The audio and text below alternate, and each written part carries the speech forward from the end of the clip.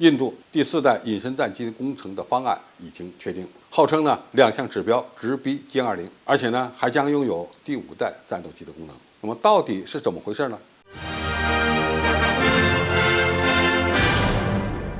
观众朋友、网友朋友，大家好，我是付天少。据印度《欧亚时报》报道，说印度可能成为世界上第4个拥有本土隐身战斗机的国家。全面工程开发方案呢已经最终确定，这份文件将于明年初送交内阁安全委员会来审批。这款未来的中型隐身战斗机，它的缩写英文字母是 AMCA。该机将确保印度进入拥有第4代隐身战斗机的国家精英俱乐部。开发一款25吨级的 AMCA 的成本预计呢约为15000亿卢比，其 MK-1 型将在2030年至2031年开始量产。那么再往前推10年，那时候印度已经提出了 AMCA 的计划方案，但是10多年过去了，他们改来改去，现在才正式的提出了要从明年开始进行审批批准，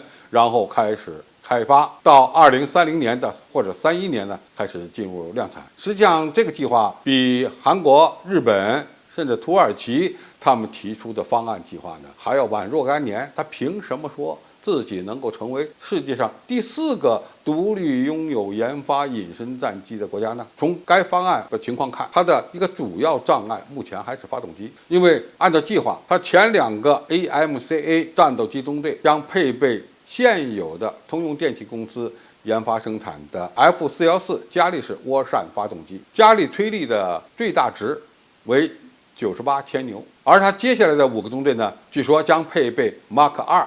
那么 Mark 2据说能够换装更加强大的推力高达11000千牛的发动机。这款发动机是以国外合作开发的，而且呢到目前为止还没有眉目，据说到2022年初才可以选定方案，然后呢最终由印度内部来制造。按照印度媒体的说法， AMCA 隐身战机将具有先进的隐身功能，采用 S 型进气道和内部弹舱以及雷达隐身材料。该机呢还将具有超音速巡航能力，在不使用加力燃烧室的情况下能够实现超音速飞行。这个指标看起来还是相当先进的，但是能不能实现，什么时候实现，这个可就不得而知了。按照印度媒体的报道， AMCA 战斗机将分为2个阶段来建造，它们分别是 Mark 1和 Mark 2。前者将是第4代战斗机，而Mark 2由于更加复杂，融合了某些第5代战斗机的功能，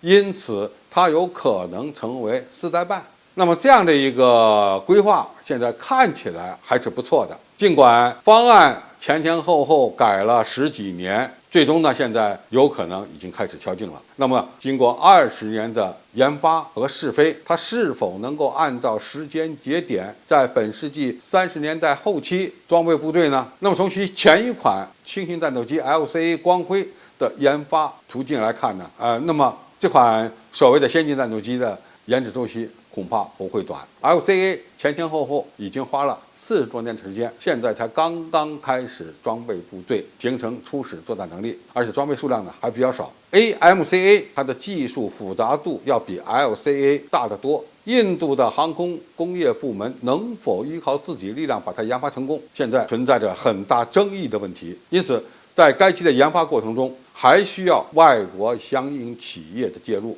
才能够保证这款战机呢大致按照时间节点